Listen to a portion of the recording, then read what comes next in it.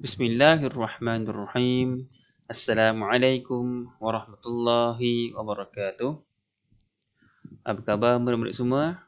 Sihat? Saya doakan awak semua sentiasa dalam keadaan sihat, InsyaAllah.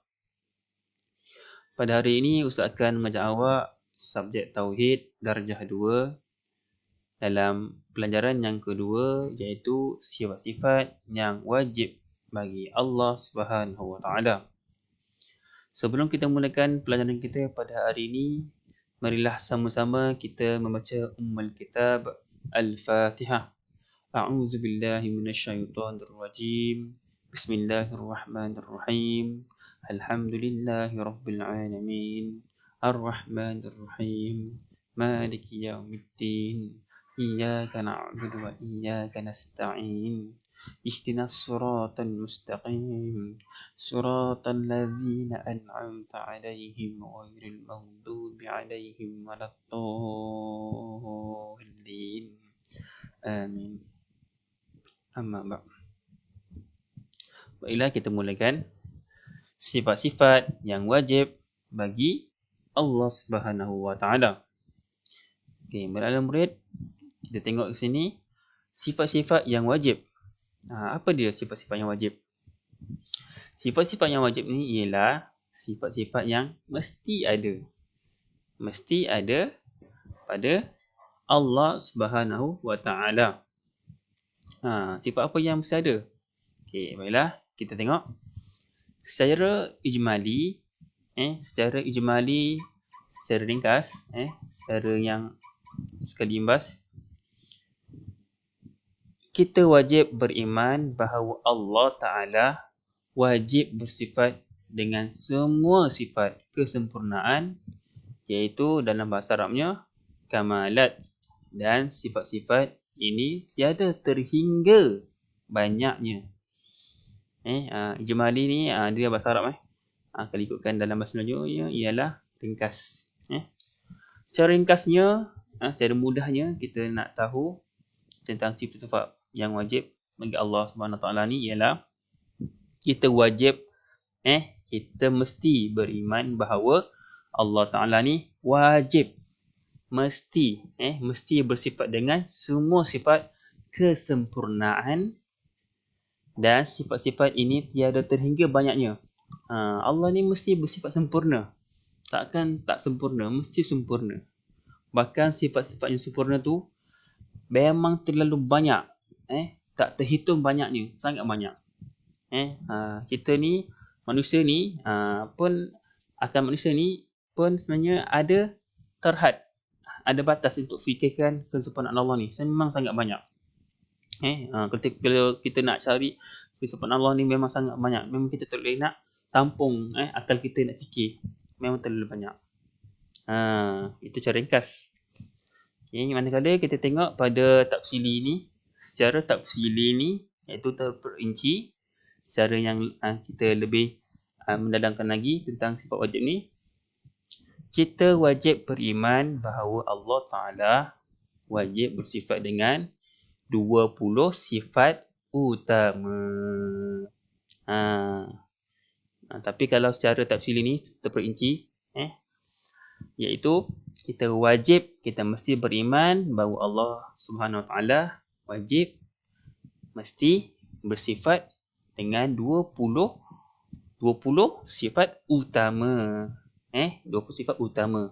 Daripada berapa banyak sifat kesempurnaan Allah tu, yang sampai manusia pun tak nak fikir. Tetapi dalam bab ni kita kecilkan, kita tumpukan pada 20 sifat utama sahaja. Ikutkan sebenarnya banyak lagi, tapi cukuplah hanya 20 saja yang kita ketahui. Sifat wajib Allah yang pertama ialah al-wujud. Okey, sebut sekali lagi, al-wujud. Al-wujud. Al-wujud artinya ada. Wujud ada. Allah ni bersifat ada. Ada. Ada Allah ni tak sama dengan adanya manusia. Kalau kita tengok cermin, tengok cermin, kalau kita ada kat depan cermin tu, baru kita ada kan. Cuba kalau kita tak ada kat cermin tu, nampak tak muka kita? Tak nampak kan? Itu wujud manusia. Tapi kalau wujud Allah ni tak sama dengan manusia.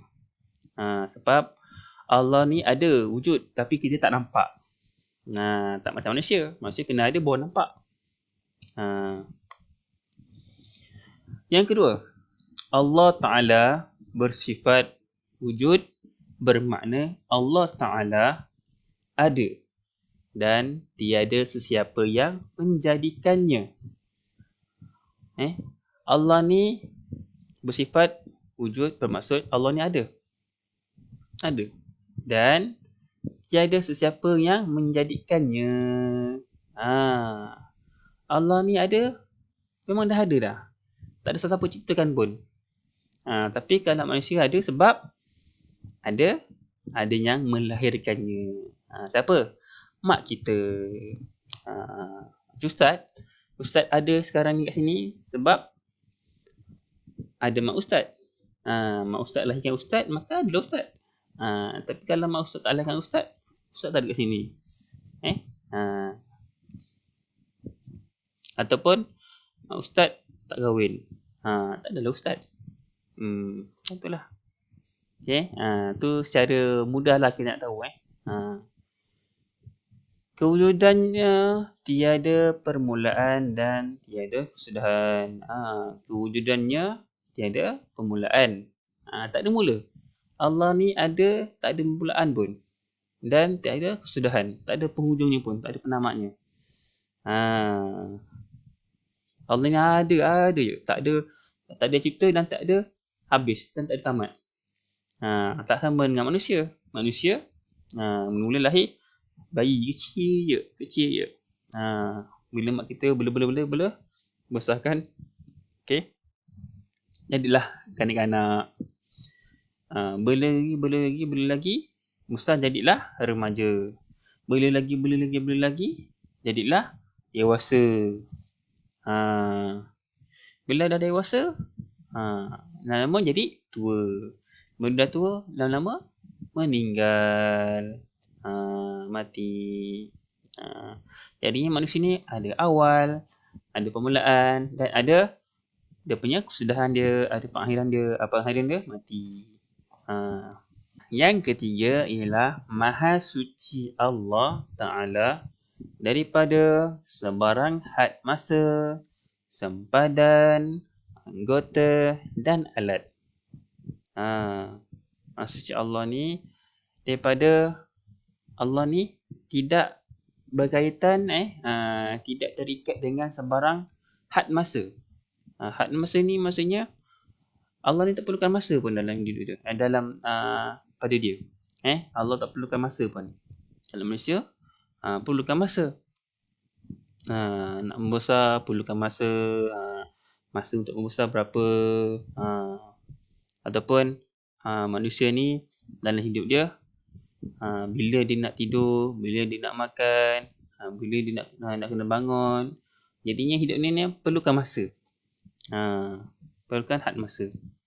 Yang seterusnya sempadan. Sempadan ni tempat lah. Sempadan tempat dia tinggal.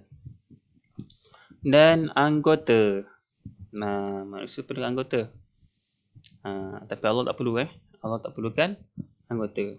Dan alat. Allah tak perlukan alat. Manusia perlukan alat. Sebab manusia ni Allah ciptakan manusia ni memang dalam keadaan lemah. Bukan lemah macam mana. Maksudnya manusia ni memang perlukan sesuatu dalam hidup dia. Kalau nak bergerak mana-mana, memang boleh jalan kaki. Tapi kalau tempat yang jauh, dia perlukan kenderaan, naik kereta, naik motor, naik basikal.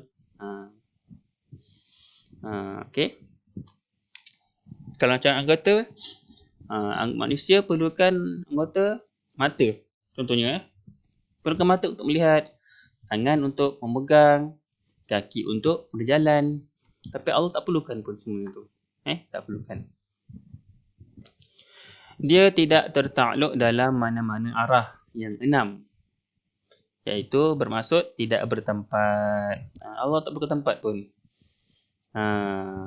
Arah yang 6 ni bermaksud depan, belakang, kanan, kiri, atas, bawah. Allah tak perlukan 6 tu pun. Depan, belakang, tak perlukan tempat. Kalau awak pernah dengar soalan kan, Allah ni berada di mana? Ada yang cakap ada di mana-mana. Ada yang berkata lagi Allah ni dekat langit, Allah ni dekat arash. Sebenarnya itu tak berapa tepat. Tak berapa tepat. Sebenarnya Allah ni ada. Tapi tak perlukan tempat. Tak perlukan tempat. Tak perlu kita nak cakap Allah ni kat mana-mana. Ataupun Allah ni kat langit, dekat arash. Tak perlu. Allah ni tak perlu tempat pun. Allah ni ada, memang dah ada. Tapi tak perlu tempat. Tapi kalau kita cakap Allah ni kat mana, maksudnya mana-mana tu dikira tempat. Ataupun kalau kita cakap dekat langit, langit pun tempat. Arash pun tempat. Jadinya tak boleh. Kita tak boleh cakap Allah ni kat mana-mana ataupun kat langit ataupun sebagainya. Sebab Allah ni tak perlukan tempat. Cukup kita tahu Allah ni ada. Ada. Tapi kita tak nampak. Seterusnya yang keempat, dalil naqli. Dalil naqli sifat wujud. Dalil ni maksudnya bukti. Naqli ni maksudnya secara kita bukti yang kita jumpa dalam Al-Quran ataupun hadis. Naqli yang dinukilkan, yang telah ada dinukilkan dalam kitab. Firman Allah Subhanahu wa taala, usahakan sekarang A'udzubillahi minasyaitonirrajim. Qalas rusuluhum afillahi syakkun fatiris samawati wal ard. Cukup sampai sini je sebenarnya. Surah Ibrahim ayat yang ke-10. Artinya, Rasul-Rasul mereka bertanya, patutkah berlakunya sebarang keraguan tentang wujudnya Allah yang menciptakan langit dan bumi? Rasul-Rasul ni, Rasul-Rasul ni maksudnya manusia yang Allah utuskan. Allah pilih manusia ni untuk sampaikan sampaikan perintah daripada Allah SWT. Apa dalam ni? Rasul kata ni, patutkah berlakunya sebarang keraguan tentang wujudnya Allah yang menciptakan langit dan bumi? Maksud ke sini, yang ciptakan langit dan bumi siapa? Allah. Kalau Allah ciptakan langit dan bumi, maksudnya Allah ni ada, wujud. Takkan bumi tu dengan langit tu tiba ada, ting, ada. Tak ada. Mesti ada yang menciptakannya. Benda tu takkan tiba-tiba ada. Mesti ada orang buatnya. Macam kita ada sekarang ni sebab maksud layan kita. Ada yang sesuatu yang melayan kita, menyebabkan kita ada. Itu dari segi kelahiran manusia. Kita ada. Tapi nak tahu manusia ni, contohnya mak kita ada sebab apa? Allah ciptakan manusia. Manusia kita ni membiak, maka adalah manusia. Dengan ada manusia ni, maka manusia ni melahirkan anak. Jadilah ada manusia. Okey. Seterusnya, info. Arah yang 6, atas, bawah, kiri, kanan, hadapan dan belakang. Ini Ustaz dah terangkan tadi. Arah yang 6. Seterusnya sifat wajib yang kedua ialah al-qidam. Al-qidam artinya sedia ada. Maksudnya memang dah ada dah. Tak perlu ada sesiapa yang menciptakan. Allah ni sifat al-qidam, memang dah ada dah, sedia ada. Yang kedua, Allah Ta'ala bersifat qidam bermakna Allah Ta'ala sedia ada, iaitu tiada permulaan bagi kewujudannya dan tiada yang menjadikannya. Sama. Dia ada beberapa bahagian sikit yang sama dengan al-wujud. Allah Ta'ala ni bersifat qidam bermakna Allah Ta'ala sedia ada. Memang dah ada dah. Tadi yang Ustaz cakap tadi, bumi dengan langit tu, dia tak ada tiba ada kan. Ting tiba ada kan. Tak. Bumi dan langit tu memang ada yang menciptakannya. Sebab bumi dan langit tu adalah makhluk Allah. Maksudnya Allah ciptakan dia. Tapi kalau Allah ni memang dah sedia ada. Memang dah ada dah. Tak perlu pun siapa ciptakan Allah ni. Memang Allah dah ada dah. Sebab Allah ni Tuhan. Senang cerita, Allah ni adalah Tuhan. Tak sama dengan benda-benda lain. Memang tak sama. Tiada permulaan bagi kewujudannya. Tak ada memula apa. Jadi apa. Lepas tu, tak ada yang siapa yang ciptakannya. Kalau manusia, ya. Kalau manusia ada sebab ada yang melahirkan manusia. Dan manusia ni, permulaan dia apa? Manusia ni, permulaan dia bayi. Kecil. Lama dia besar kat anak. Besar jadi remaja. Besar lagi jadi dewasa. Seterusnya lagi jadi tua. Seterusnya lagi mati. Yang ketiga, sifat qidam juga menafikan adanya sesuatu yang mendahului kewujudan Allah Ta'ala. Bermaksud Allah ni kan bersifat qidam kan, sedia ada. Jadinya tak berlakulah apa-apa ataupun sesuatu yang wujud sebelum Allah Subhanahu Wa Taala. Kita tak boleh cakap Allah ni ada bila ada ni dunia, ada bumi. Tak ada. Tak boleh. Allah ni memang dah sedia ada. Jadinya kalau nak tahu bilakah dunia ni wujud, ada langit, ada bumi ni, bila? Memang Allah ciptakan. Allah memang sebelum adanya bumi dengan langit ni, memang Allah dah ada dah. Sebab Allah ciptakan langit bumi ni, jadinya tak ada sesuatu pun yang lebih awal daripada Allah Subhanahu Wa Taala. Tak ada. Hanya Allah saja yang satu je. Yang ada.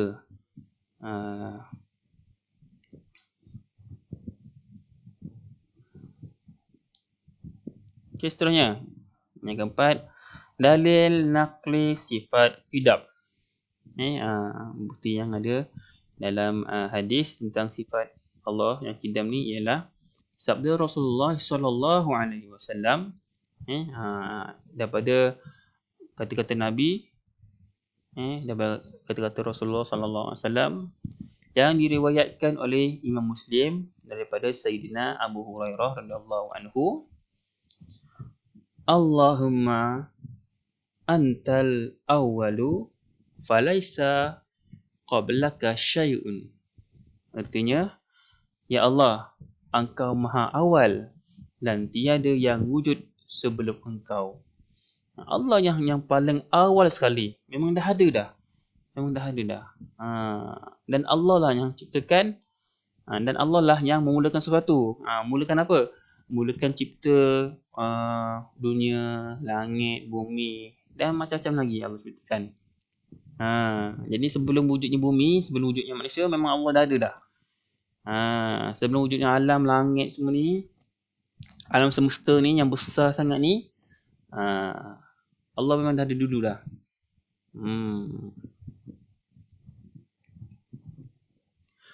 Okay, baiklah. Untuk setakat inilah pelajaran kita pada hari ini. Cuma sifat al-wujud dan sifat al-qidam saja yang kita belajar. InsyaAllah nanti kita akan bertemu di masa akan datang. Kita akan bincangkan pula sifat wajib Allah yang ketiga, iaitu al-baqa. Itu saja pelajaran kita pada hari ini. Kita tangguhkan dengan tasbih, kafarah dan suratul As. Bismillahirrahmanirrahim. Subhanakallahumma wa bihamdika asyhadu an la ilaha illa anta astaghfiruka wa atubu ilaik. Bismillahirrahmanirrahim. Wal 'ashr innal insana lafi khusr illa alladzina amanu wa 'amilus shalihat wa tawassaw bil haqq wa tawassaw bis sabr.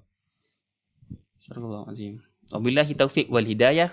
Assalamualaikum warahmatullahi wabarakatuh. Jumpa lagi murid semua.